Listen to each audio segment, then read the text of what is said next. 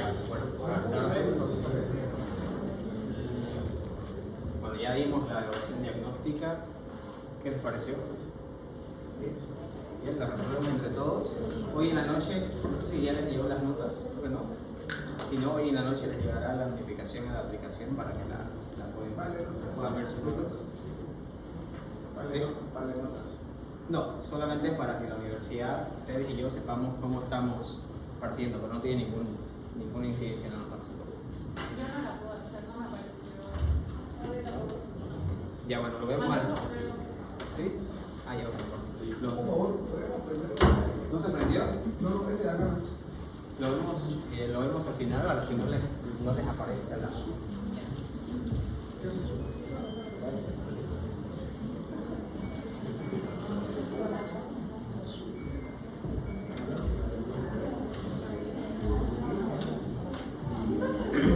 Listo. Bueno, continuamos entonces.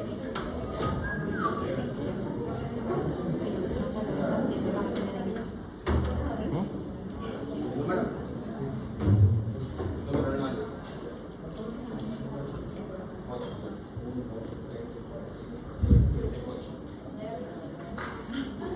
¿Cuál es el principal objetivo de la epidemiología?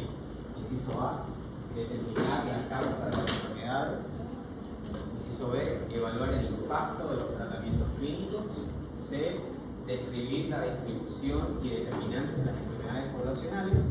O D, controlar brotes de enfermedades infecciosas. Describir la distribución y determinantes de las enfermedades poblacionales. ¿Todos están de acuerdo? Sí. Recuerden que la epidemiología no es medicina, ¿verdad? La epidemiología no cura enfermos, no trata enfermos, cuenta enfermos. ¿Ya? Y los factores asociados a la enfermedad.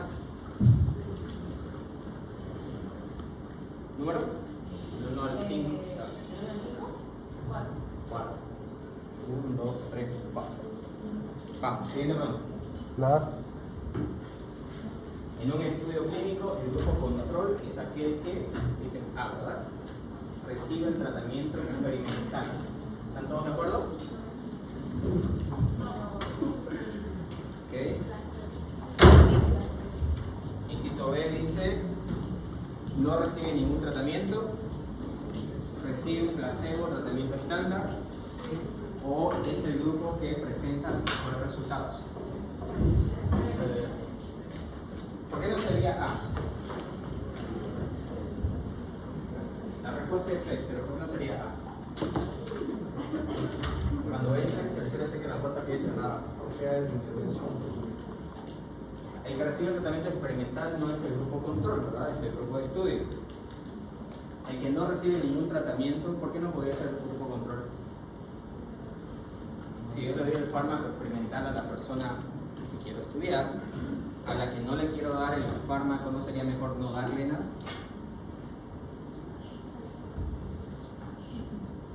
¿O por qué tengo que darle un placebo? ¿Cuál es la lógica del placebo?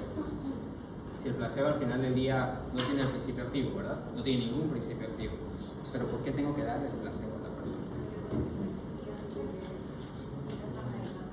Para evitar sus problemas de susceptibilidad, ¿verdad? Porque la persona que participa en el estudio no sabe si está recibiendo el compuesto activo o el medicamento. Perdón, el compuesto activo o el placebo. Entonces la respuesta de la persona, psicológicamente hablando, va a ser más verdadera en comparación de que la persona diga no me estoy sanando, pero es porque sabe que no está tomando nada, ¿verdad? O la que piensa que sí se está sanando porque sabe que está tomando el medicamento experimental.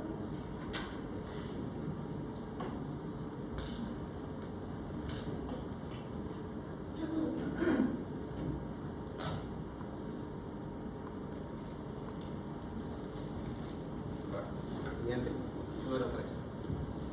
¿1 a 3? Sí, ¿qué representa un valor T menor a 0.05? B. Que la probabilidad de que los resultados sean debidos al azar es menor al 5%. ¿Todos de acuerdo? ¿O hay alguien que no esté seguro de la respuesta?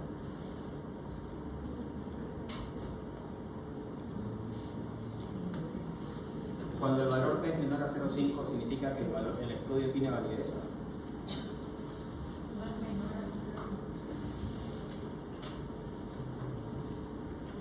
El error es del 0.05.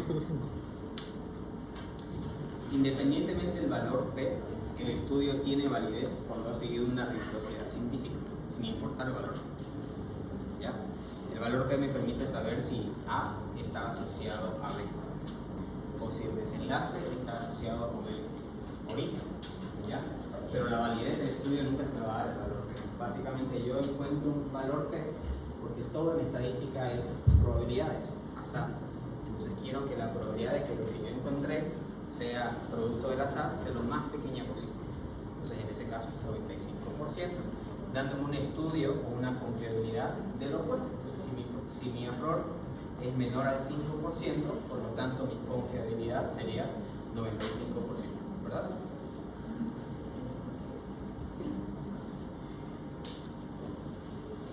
Número del 1 al 5. 5. 5. 1, 2, 3, 4, 5. Sí, por favor. 4. ¿Cuál de las siguientes afirmaciones describe mejor un ensayo clínico aleatorizado? ¿Se puede leer hasta ahí o lo leo? Okay.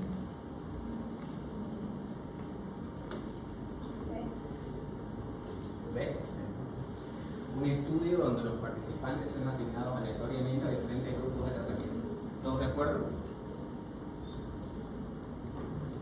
¿Sí?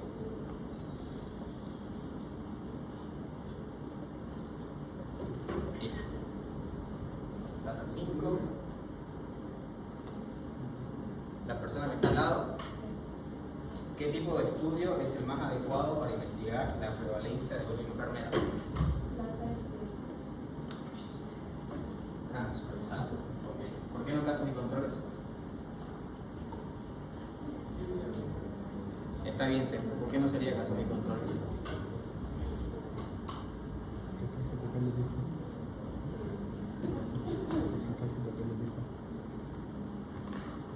Recuerden que un estudio de transversal, descriptivo o prevalencia, que es lo mismo, básicamente yo quiero saber, por ejemplo, ¿cuántos aquí fuman? Entonces, todos ustedes están invitados a mi estudio. De ahí voy a ver cuál es el porcentaje de los que fuman. Un estudio de caso y control, yo lo voy a dividir en grupos de casos y en grupos de controles. Entonces, yo ya estoy asignando una prevalencia. Y en teoría, la prevalencia de mi enfermedad en un estudio de caso-control siempre la defino yo. Digo, voy a tener un caso por cada control. Entonces mi prevalencia siempre va a ser 50%, ¿verdad? Así que un caso-control no define la prevalencia de esto, porque en verdad yo estoy buscando un número específico de personas que tengan o no tengan las características. En la investigación clínica, ¿qué significa la aleatorización? ¿Para que tiene la polera de Oriente? Pregunta 6. En la investigación clínica, ¿qué significa la aleatorización? Inciso A. La asignación de los participantes al tratamiento o control se hace sin seguir un patrón predeterminado. B. La selección de participantes se basa en su historial médico. C. El uso de un tratamiento nuevo en comparación de uno existente. O D. La exclusión de los participantes con factores de riesgo conocidos.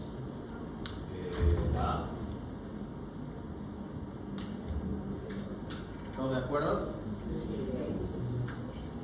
¿A qué se refiere cuando dice sin seguir un patrón predeterminado? Es aleatorio. Sería el azar, ¿verdad?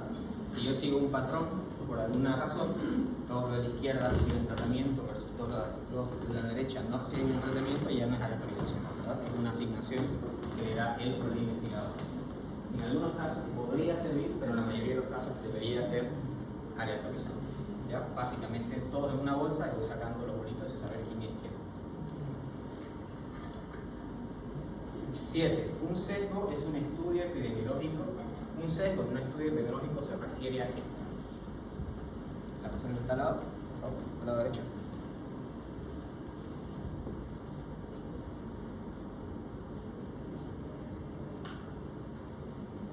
¿Se puede leer?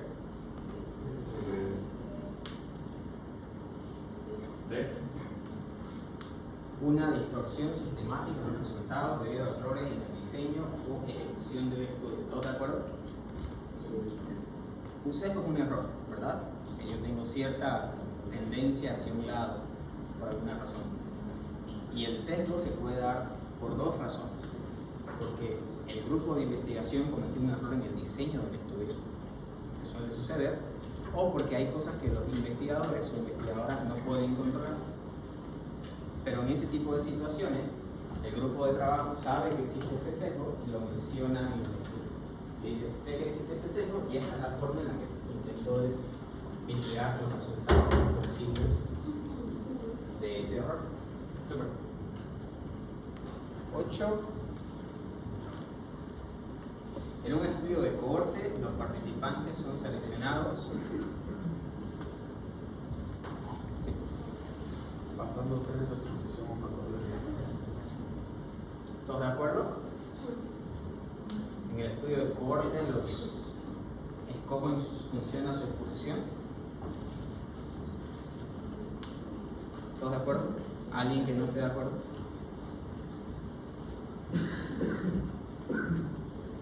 ¿Y en los estudios de caso control?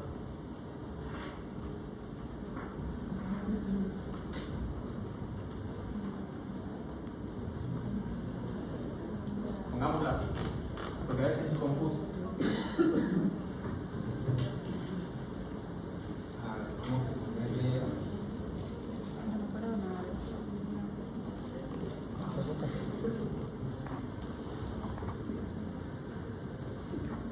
Supongamos que la lógica fuera así. Sé que hay un montón de factores asociados a la diabetes, pero digamos, por la lógica del razonamiento de ahora, que simplemente el consumo excesivo de azúcares me da diabetes. ¿Okay? Si yo quiero hacer un estudio de caso control, yo necesito diabéticos y no diabéticos, ¿verdad? ¿Y la exposición qué sería? Consumo y no consumo de azúcares. Si yo quiero hacer un estudio de cohorte, mi objetivo es distinto. El objetivo es saber si aquellas personas que consumen azúcar terminan con diabetes. Los estudios de cohorte son transversales. Yo digo aquí, por ejemplo, y evalúo diabetes a todos los que están aquí y al mismo tiempo les pregunto si alguna vez han consumido azúcares. Y eso no es retrospectivo. ¿Okay? Simplemente pregunto a la foto del momento. En un estudio de cohorte, yo podría empezar con todos ustedes. Ninguno de ustedes tiene diabetes, pero hay algunos que sí consumen azúcar, otros que no consumen azúcar. Y básicamente los voy siguiendo cada 3, 4, 5 meses hasta que empiecen a desarrollar diabetes. ¿Verdad? Entonces, en un estudio de cohorte, hacia su compañero, yo elijo a las personas en función de esa exposición, que en este caso es consumo de azúcares. Pero en el estudio de caso control, ya los elijo en función de la enfermedad que tienen. Entonces, elijo a las personas con diabetes y un grupo de personas que no tengan diabetes. ¿Ya?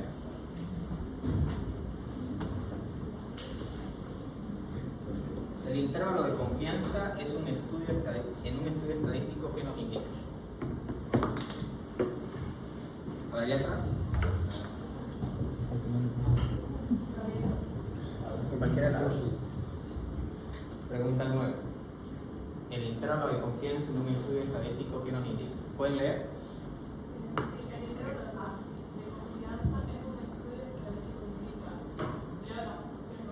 No, son la correcta. A, B, C o D. Cualquiera de las dos.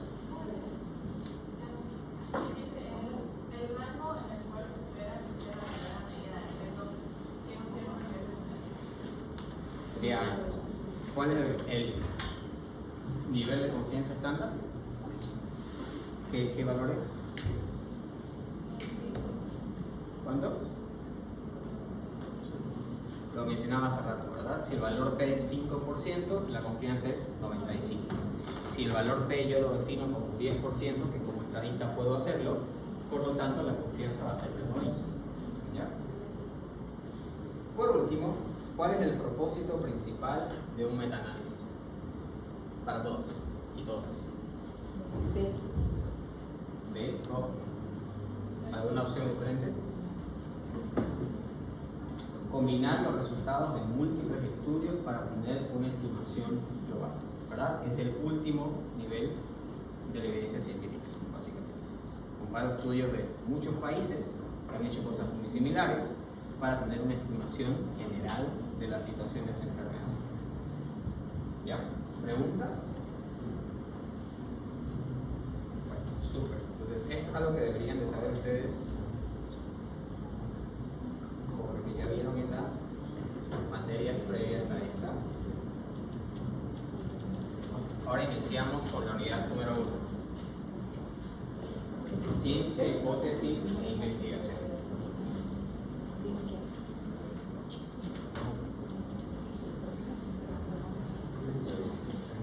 Ok, entonces, ¿cuál es el objetivo de esta unidad? Desarrollar en los estudiantes una comprensión clara de los conceptos básicos de la ciencia, formulación de hipótesis y el método científico. ¿Okay? Para mí lo más importante de esta unidad es básicamente el método científico. Que aprendamos a desarrollar un método científico y hacer diseños de estudios basándonos en el método científico. ¿Okay?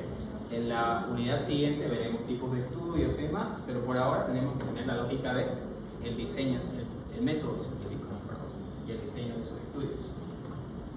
Competencias que deberían de tener al final de la unidad: comprender la naturaleza del método científico, como les mencionaba, formular hipótesis claras de investigación, e identificar diferentes tipos de estudio de investigación. No conocerlos, no dominarlos, porque esa es la lógica de la unidad 2, pero por lo menos identificarlos. ¿Okay? Si hay preguntas, me interrumpen sin problemas. ¿Ya?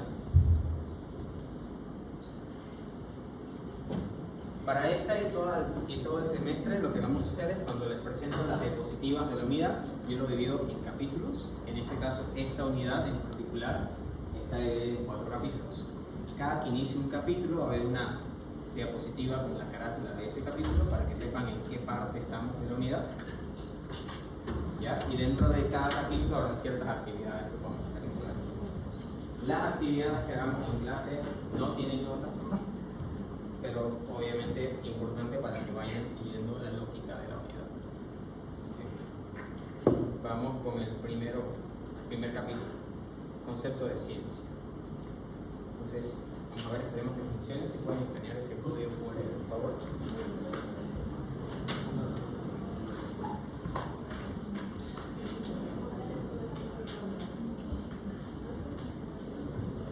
Me dicen si debería darles direccionarlo a una página web.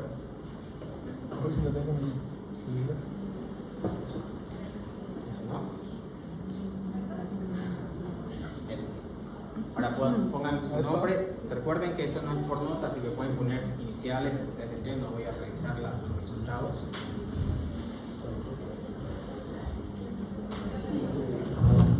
¿Ya está? ¿Todos? ¿Todas? Vale.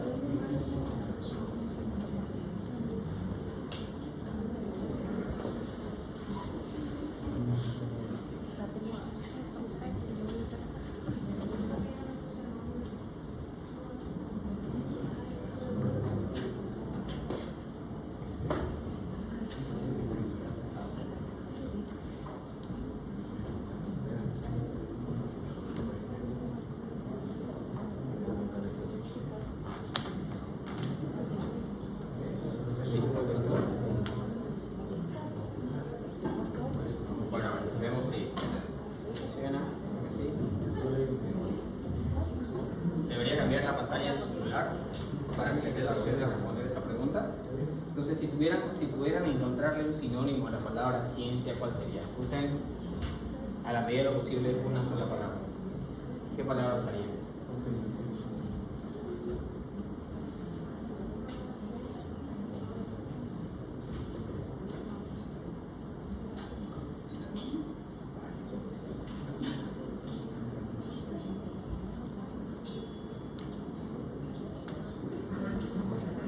La mayoría cree que conocimiento es el sinónimo de ciencia.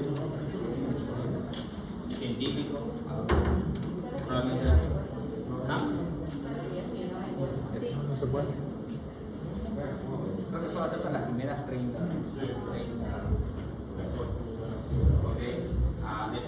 conocimiento, curiosidad, estudios comprobados, aprendizaje, investigación, otra vez investigación.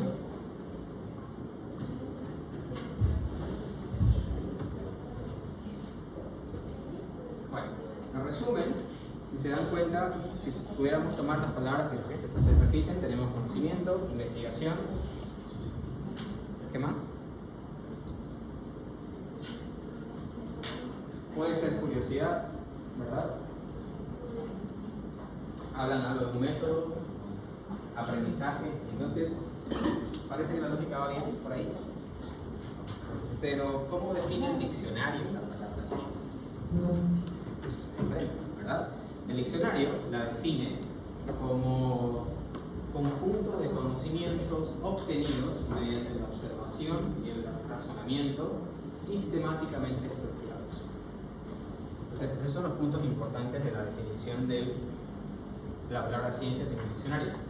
Es un conjunto de conocimientos, pero estos conocimientos fueron obtenidos a través de dos metodologías: observación y razonamiento, ¿verdad?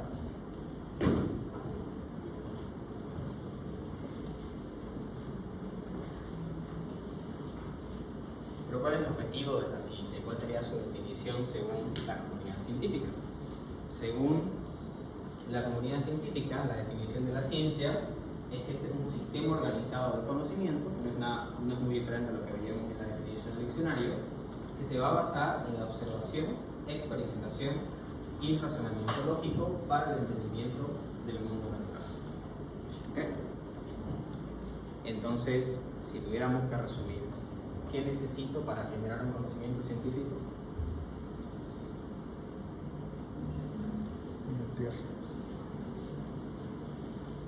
Observación, experimentación y razonamiento lógico, ¿verdad? Son los tres puntos que yo debería de seguir para que pueda generar un conocimiento científico. Y este conocimiento científico me ayudará a conocer mejor el mundo que nos rodea, etcétera, etcétera, y dependiendo de las áreas en las que haga el estudio, ¿verdad? Pero de nuevo, observación, experimentación y razonamiento lógico. Nosotros en esta asignatura cerramos el ciclo, porque ustedes ya vieron la observación, ¿verdad? En la materia de segundo año, cuando hicieron su proyecto, fue netamente observacional. Ya están viendo experimentación, ¿verdad? En muchas materias, han hecho proyectos y ahora nosotros entramos al razonamiento lógico. Ese razonamiento lógico es saber interpretar los resultados para que esa interpretación sea correcta. Porque yo puedo tener una muy buena observación, un excelente método de experimentación, pero un pésimo razonamiento lógico. Y al final del día, la forma en la que presento los resultados es completamente diferente. Ahora, ese razonamiento lógico tiene que ser importante no solo para mí como persona que hace el conocimiento científico, sino también para la comunidad que lee mi conocimiento científico. Entonces, cuando yo hago un estudio y lo publico, las personas que lean mi estudio también tienen que leerlo con ese mismo razonamiento lógico y en la medida de lo posible su entendimiento del tema sea muy similar a mi entendimiento del tema. Pero si hay muchas discrepancias en el entendimiento de la data, entonces ahí hablamos de que probablemente mi razonamiento como investigador o investigadora no fue el correcto. ¿Ya? Ahora, el objetivo de la ciencia como tal, ¿cuál sería?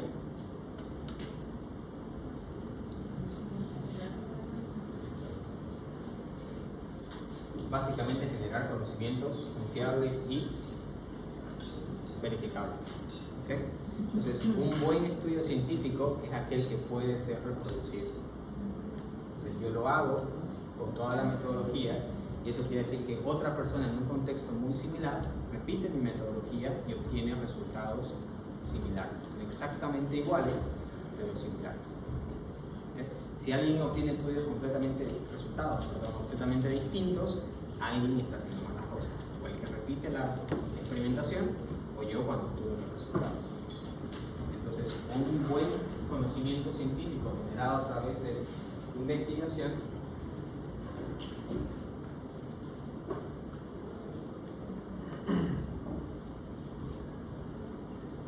va a tener esas dos características. ¿Okay? Va a ser confiable y los estudios y los resultados van a ser verificables o reproducibles. ¿Preguntas hasta acá? ¿Todo claro? ¿Y ahora qué tiene que ver la medicina con la ciencia? ¿Dónde entra la medicina?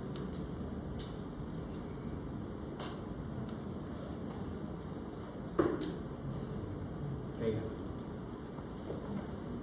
¿Por qué la ciencia y la medicina deberían estar siempre de la mano?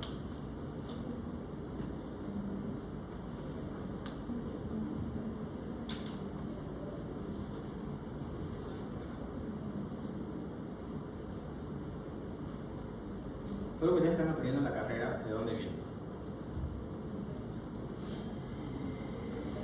Conocimientos científicos, ¿verdad?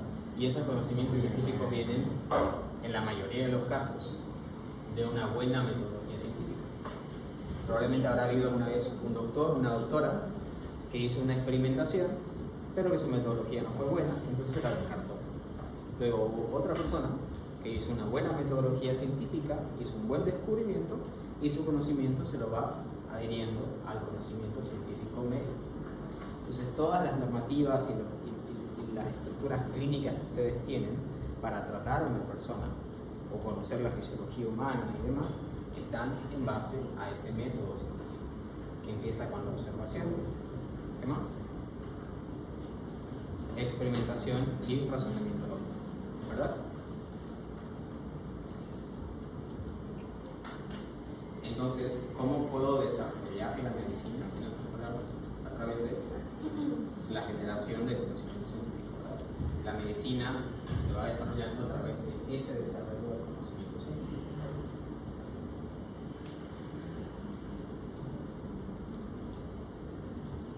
Pero ahí viene la gran pregunta. ¿Eso quiere decir que todos los médicos son científicos o científicas? Sí o no. Aquí hay una carta al editor de un autor que habla sobre la medicina y la investigación. Pueden buscar en internet y leerlo de libre acceso. Pero a ver, debería aparecerme la siguiente pregunta. ¿Ustedes creen que todos los médicos, las médicos son científicos, científicas o no?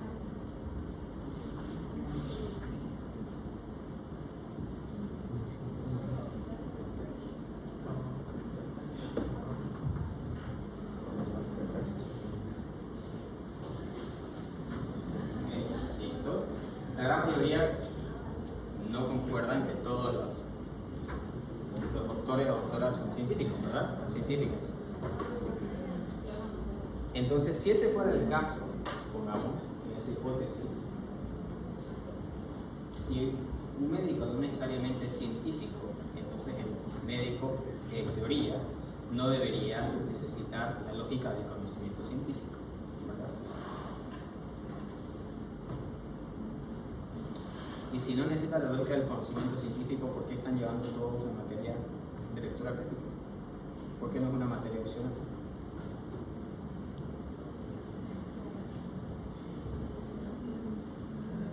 Porque si bien no todos se van a dedicar a la investigación el día de mañana, todos deberían leer el conocimiento científico para estar actualizados, ¿verdad?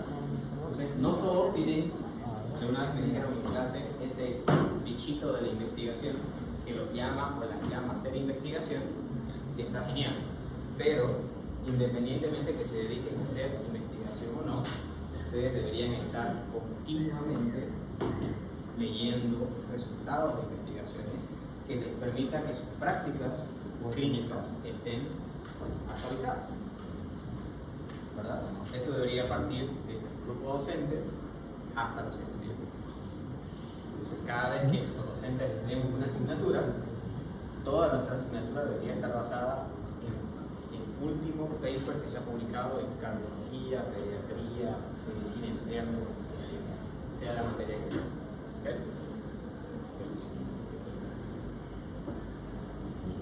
¿Preguntas hasta aquí? ¿Cuántos artículos científicos creen que un estudiante de medicina debería leer al semestre? 3, ok. ¿Más? ¿Menos?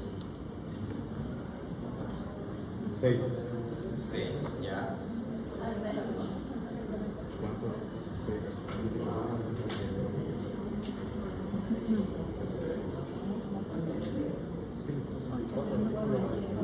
Al semestre, no al año. 60. Wow.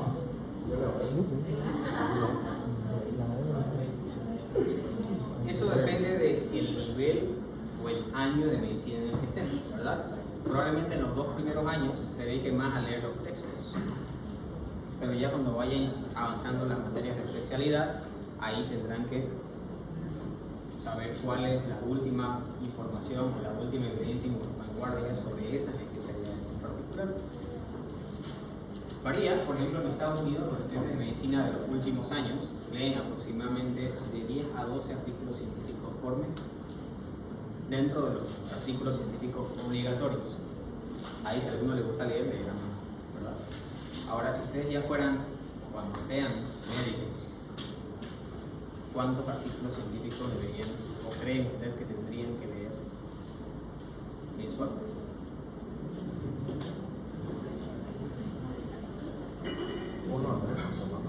1 a 3 por semana. Ahora ya crece.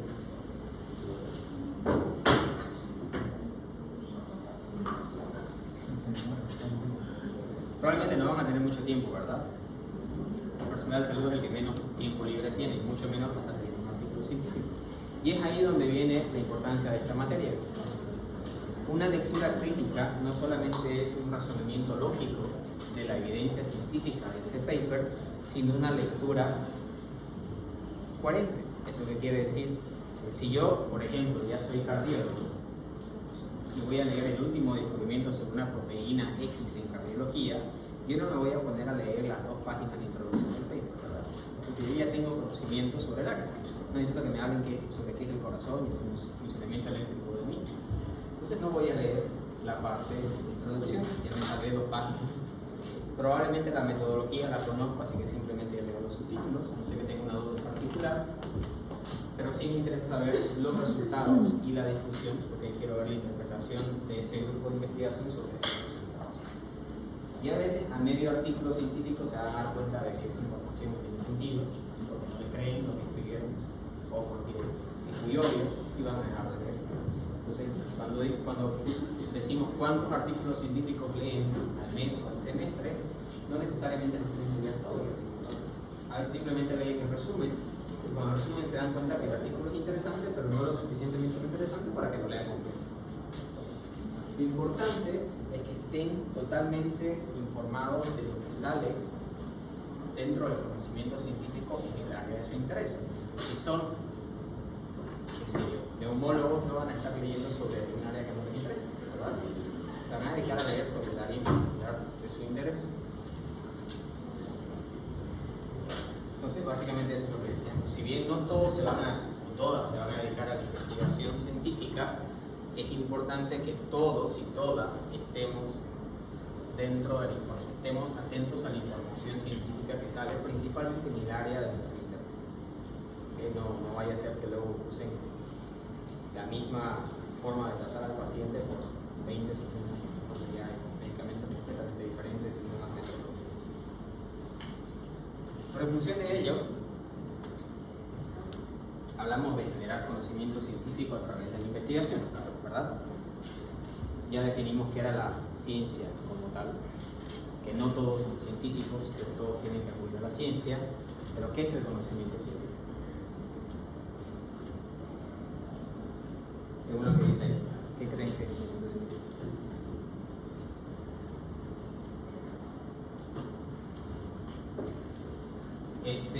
Esto que tienen en la diapositiva es un resumen de lo que está en este paper corto.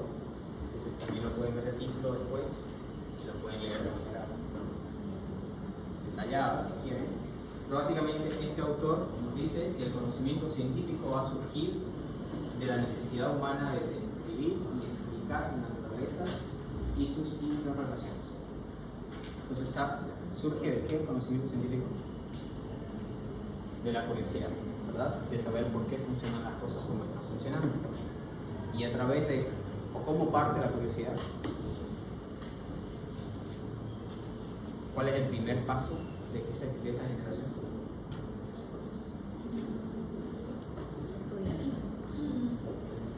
La observación, ¿verdad? Todo parte primero de la observación. Traten de imaginarse, yo creo que en la semana 3 o 4 de septiembre va a haber una feria de la historia de la medicina que pasa cada año. Entonces sería bueno que vayan a esa feria, pero traten de imaginarse hace muchos años atrás, cuando empezó la medicina en sus primeros pasos, cómo fue que descubrieron que el corazón se encargaba de distribuir la sangre en todo el cuerpo, o cómo fue que se descubrieron la función de cada órgano, de manera global, obviamente. Probablemente todo fue a partir de la observación, ¿verdad? Esa observación, una curiosidad, generó probablemente un experimento que al final del día nos dio una información importante sobre ese sistema, sobre ese órgano en particular. Entonces, ese conocimiento científico es aquel que viene de nuevo de un correcto método científico, a partir de la observación, experimentación y razonamiento. ¿Ya?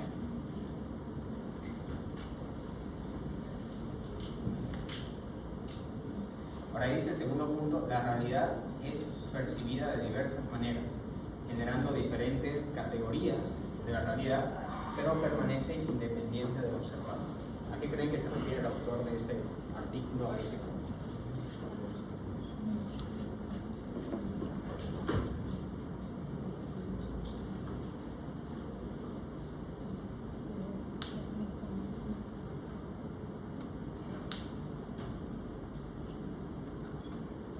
Esto es un tema de mucho a debatir en la biología, por ejemplo. Probablemente lo habrán visto en alguna materia, pero si no recuerdan de colegio, tenemos la célula eucariota, ¿verdad? Y dentro de la célula eucariota tenemos la mitocondria, que se encarga de la energía, ¿verdad? De proveer el ATP, que es la fuente energética de la célula. Pero por evidencia de la evolución, se cree que la mitocondria era una bacteria, ¿verdad? Que la célula eucariota se la imaginó y bueno, vivieron en simbiosis y ahora una vive feliz con la otra, en otras palabras, ¿verdad?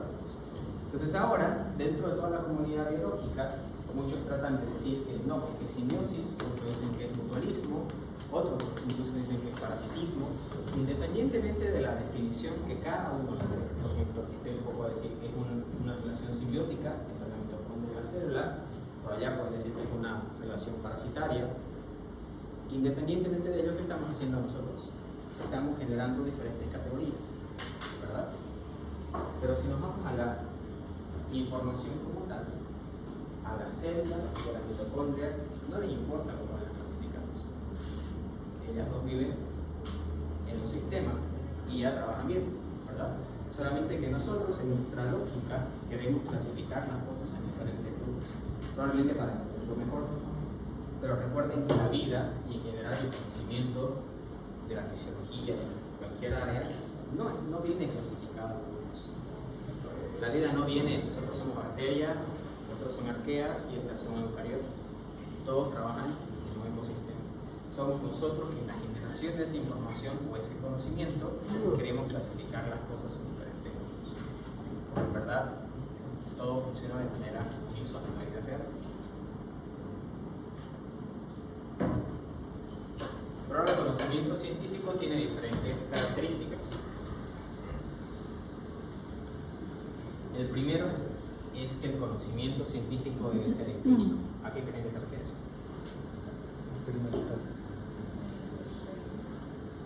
Ya, mediante experiencia y descubrimiento. ¿Qué más?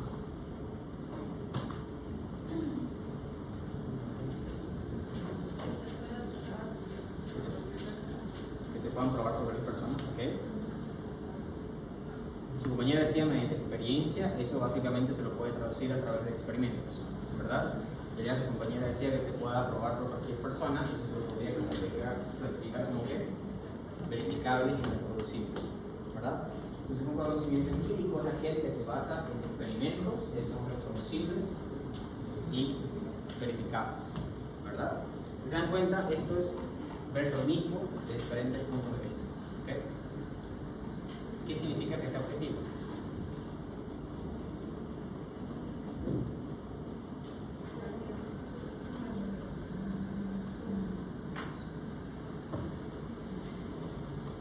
sería el objetivo? ¿Qué sería lo opuesto del objetivo? Subjetivo. Subjetivo. ¿Qué significaría subjetivo entonces?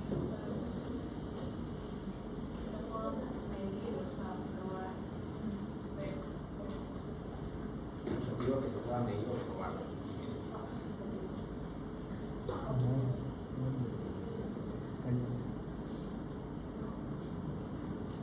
Hablamos en el examen diagnóstico del sesgo, ¿verdad? ¿Qué sería el sesgo?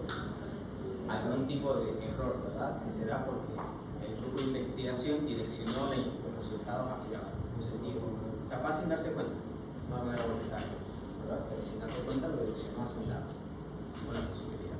Entonces tenemos que intentar de que nuestro criterio, nuestro conocimiento, nuestra forma de ser, creencias, lo que ustedes quieran, no intervenga en esa generación del conocimiento. Que el conocimiento sea lo más puro posible. Eso es ese objetivo. Que no esté guiado por el ser humano. Y ahí va ligado a que sea racional. ¿A qué se refiere que el conocimiento científico sea racional?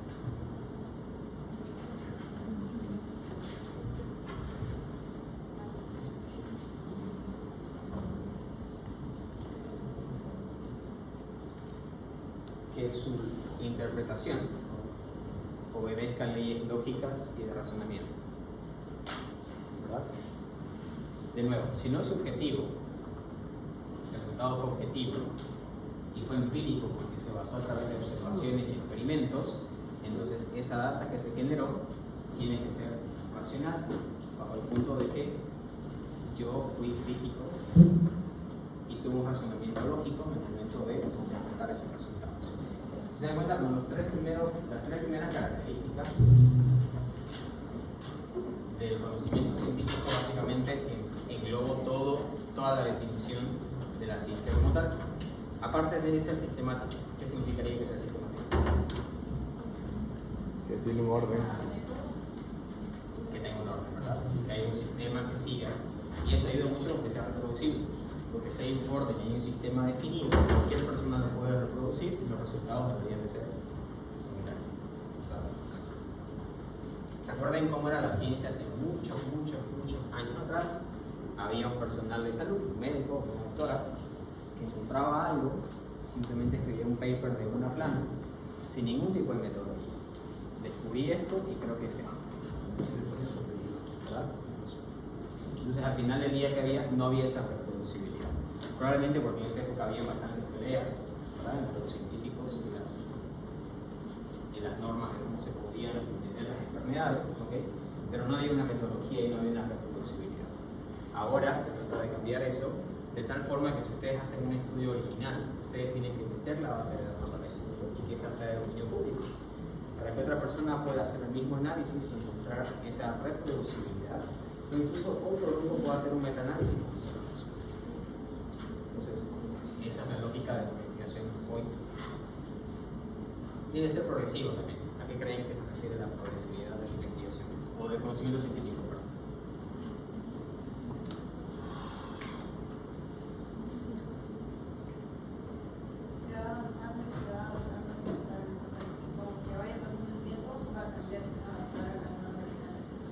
Ok, se va a adaptar a la nueva realidad. ¿Qué más? ¿Algún otro comentario? ¿Algún teléfono tal vez?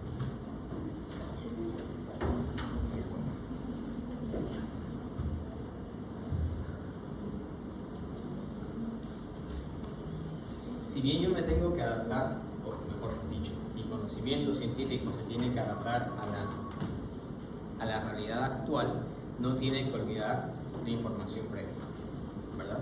Siempre se tiene que considerar lo que se sabe y se desconoce hasta la fecha, y lo que se quiera descubrir tiene que estar en base a la realidad en la que vivimos. Y esto es muy importante, por ejemplo, en el estudio de las enfermedades infecciosas, ¿verdad? Súmele enfermedades infectocontagiosas y cambio climático. Yo no puedo aplicar el conocimiento generado hace 40 años atrás, cuando el comportamiento de los vectores era uno, versus el comportamiento de los vectores hoy, cuando el comportamiento global es importante para el comportamiento de esos vectores, ¿verdad? Entonces, no ignoro el conocimiento previo, pero el conocimiento actual lo tengo que generar a partir de las realidades en las que me encuentro. Comunicado.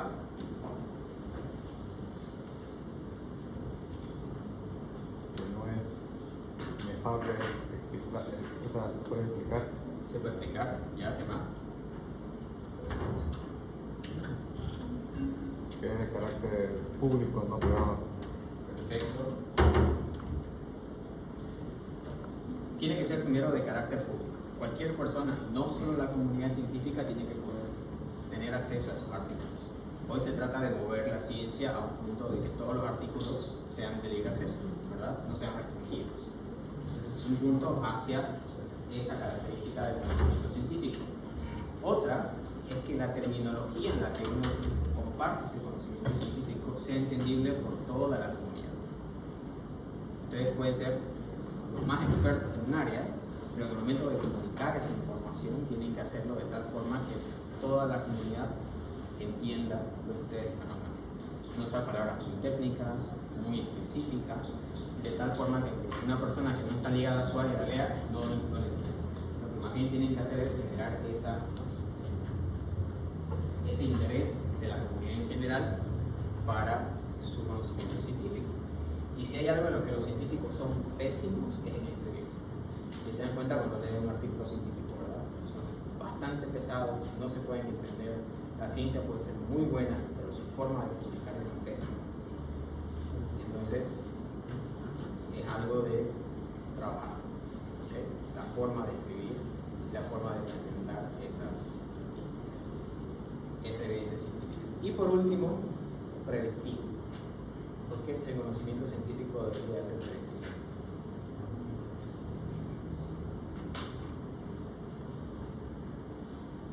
Aquí dice, permite hacer predicciones sobre fenómenos futuros basándonos en teorías y leyes establecidas.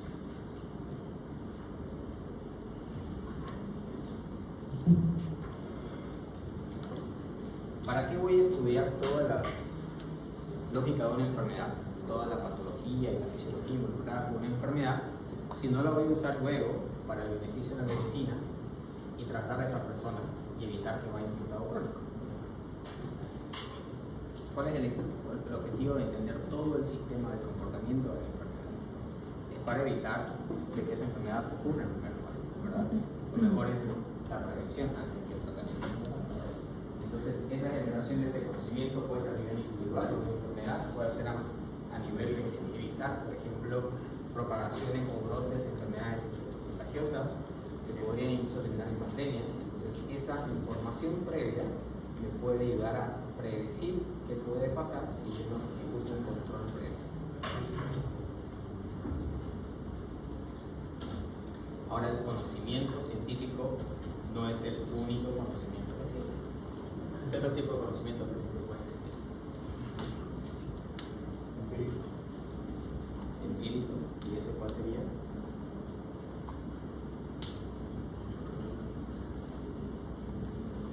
¿Empírico qué significaba? Basado en experiencia, ¿verdad? De eventos pasados. Pero el conocimiento científico podría ser empírico también. Pero hay un tipo de conocimiento que se conoce como conocimiento empírico. Y eso es básicamente basado en experiencias personales.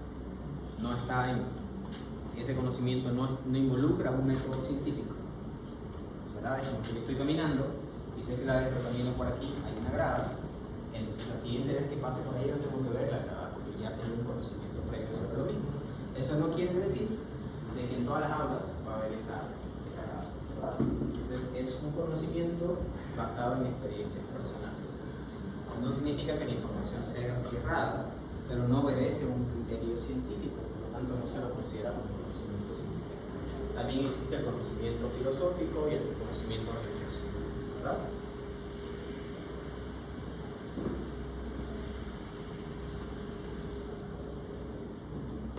Ahora, la forma de diferenciar estos otros conocimientos del método científico, por ejemplo, se los puedo hacer a partir de la metodología de ese conocimiento.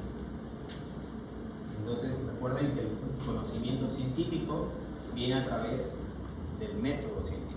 Y parte del método científico involucra tres cosas, ¿cuáles eran? Observación, experimentación y razonamiento lógico, ¿verdad? Si el conocimiento que yo estoy generando no incluye estos tres puntos, entonces no es un conocimiento científico. No significa que lo que sea que yo vaya a decir, perdón, que no sea un conocimiento científico es irreal. Puede ser muy cierto, pero no es científico. ¿Ok? Entonces, ¿sí? Y en el religioso no es lo mismo, ¿no? Es lo O sea, mismo, es lo mismo. Pero, Porque- por ejemplo, o sea, mi pregunta es porque la religión no se puede comprobar Exacto. y la ciencia sí, ¿verdad? Ujú. Entonces, ¿es más dogma? La ciencia, no es que la ciencia se pueda comprobar. Recuerden que la ciencia es una forma de entender las cosas. La ciencia no ha podido probar ni desaprobar la existencia de una deidad. Eso no hace que la ciencia esté en contra de la religión. Son dos ramas que están cada una por su lado. Simplemente que la ciencia no ha podido probar ni desaprobar la existencia de una deidad. Entonces sigue estando como una creencia. Existe ahí la parte filosófica, ¿verdad? Las personas que tienen el apego a la creencia de una deidad y las personas que creen que no existe una deidad. Interesantemente, en ese punto, entre paréntesis, hay evidencia científica correcta, buena, que ayuda a la lógica de la creación, y también hay evidencia científica buena y correcta que ayuda a la lógica de la evolución. Entonces, básicamente, seguimos en lo mismo que hace más de 1000 años. La decisión de creer o no creer en un ser supremo es netamente fe, ¿verdad? Pero esas personas pueden tener artículos científicos que apoyen su fe o su no fe. Básicamente hay evidencia para los dos lados. Pero hasta ahora la ciencia no ha demostrado que existe o no existe una deidad. Pero ese conocimiento religioso está más asociado a la filosofía y al conocimiento empírico, ¿verdad? Porque la relación con la deidad es personal, es una fe. Entonces no es necesariamente un dogma.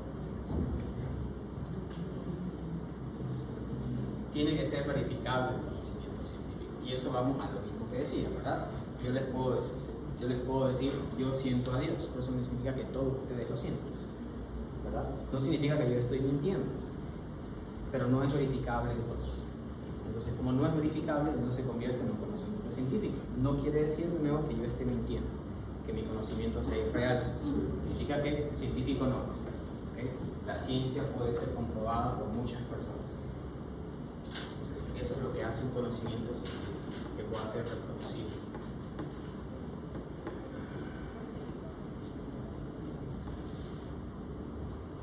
Falsa habilidad. ¿A qué creen que se refiere eso? Se puede dar una contraparte, o sea, usted me dice A, yo puedo decir, pero no es A, es B. Ok, controversias. Dos hipótesis sobre la misma teoría.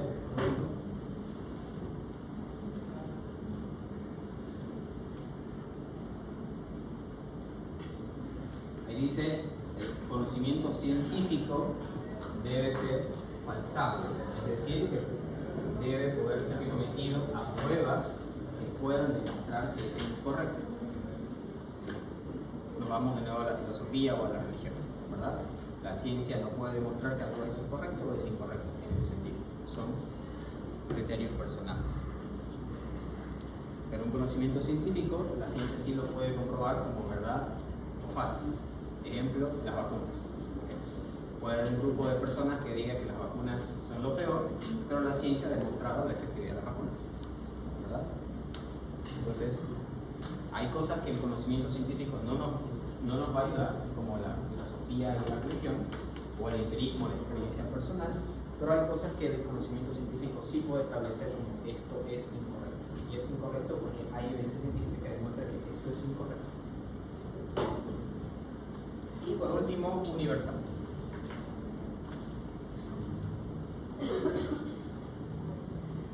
¿Por qué el conocimiento científico es universal y los demás conocimientos no necesariamente son universales?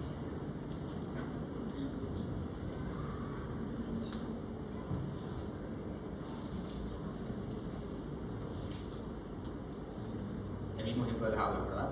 Yo vine aquí, vi que había diferentes niveles, una grada o escalera, como quieran llamarle, y generé mi conocimiento personal, empírico, ¿verdad? Ya sé dónde caminar y dónde subir las gradas y demás, sin necesidad de verlas.